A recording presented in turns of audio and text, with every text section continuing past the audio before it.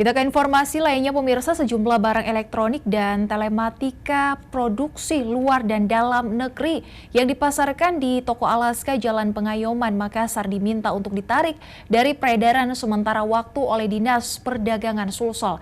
Peringatan penarikan sementara ini dilakukan lantaran standar peredarannya tidak sesuai standar perdagangan Indonesia.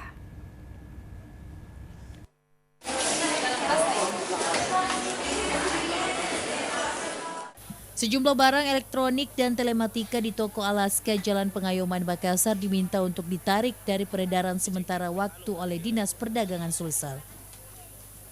Produk-produk yang diminta untuk ditarik sementara itu yakni alat cukur clipper, beberapa merek, catok rambut, hair dryer, beberapa merek mesin cuci, dan beberapa handphone.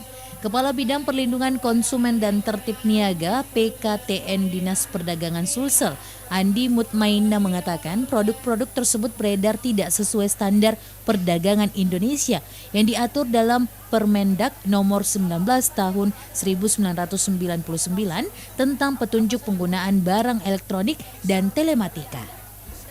Satgas Disdak Sulsel memberikan tenggang waktu selama 1 bulan lamanya kepada penanggung jawab produk untuk melengkapi seluruh produknya sesuai standar yang dipersyaratkan.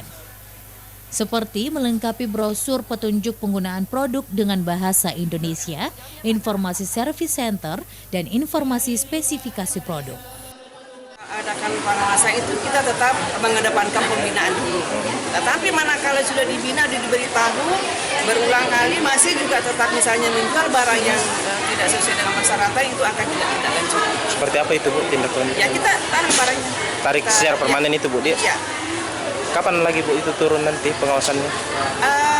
Kita ini sebenarnya pengawasan berkala. Jadi mungkin ya 2-3 bulan ke depan kita turun lagi. Untuk mengecek apakah barang ini sudah tidak beredar lagi.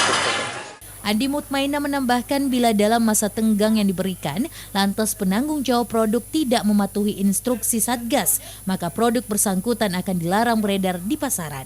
Dikhawatirkan produk-produk tanpa standar perdagangan Indonesia itu dapat membahayakan kesehatan dan keselamatan kerja bagi konsumen dan lingkungan. Mardiantola Hamid, Celebes TV.